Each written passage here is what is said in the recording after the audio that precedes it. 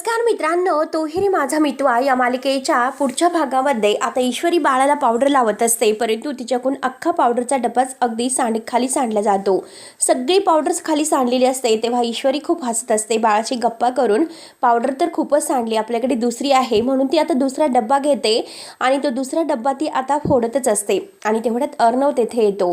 अर्णव तेथे आल्या क्षणी मात्र आता त्याच्या चेहऱ्यावरती सगळी काही पावडर उडत असते.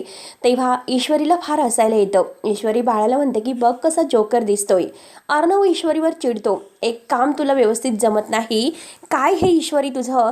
तेव्हा आता ईश्वरी हसत असते अर्णवकडे पाहत आणि त्याच वेळेस खाली जी पावडर सांडलेली आहे तर त्यावरून अर्णवचा पाय घसरतो. कारण अर्णव पडणार तोच लगेच ईश्वरी त्याला धरते आणि त्याचे हात ओढत असते, परंतु अर्णव काही पडल्याशिवाय राहत नसतं. त्याचे पाय घसरतच असतात आणि त्या क्षणी आता ईश्वरी मात्र त्याचे हात धरते आणि त्याला आपल्या मिठीत ओढते.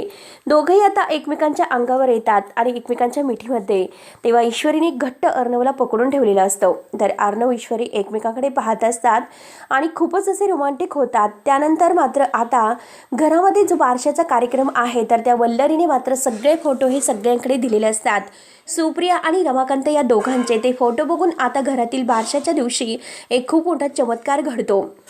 म्हणजे आता हे फोटो सगळ्यांच्या समोर आल्यानंतर ही ईश्वरीची आई आहे हे समजते. म्हणून आता आजी ईश्वरीच्या हाताला धरते आणि ईश्वरीला म्हणते की तुझ्या आईमुळे माझ्या सात्विकाचा संसार मोडला. मग त्या बाईला या घरात राहण्याचा हक्क नाही म्हणून तिला हाताला धरून घराच्या बाहेर काढण्याचा प्रयत्न करत असते. आणि त्याच वेळेस तेथे अर्णव येतो आणि अर्णव आता ईश्वरीला धरतो आणि ईश्वरीला धरून म्हणतो की हे बघा म्हणजे आई, आजी आणि ताई, हा जो काही भूतकाळ आहे तो मला या अगोदर सुद्धा माहिती होता आणि या सगळ्याला ईश्वरी कारणीभूत नाही. ईश्वरी कारणीभूत नाही, या सगळ्याला दुसरीच एक व्यक्ती कारणीभूत आहे. त्यामुळे प्लीज तुम्ही ईश्वरीवर आरोप करू नका.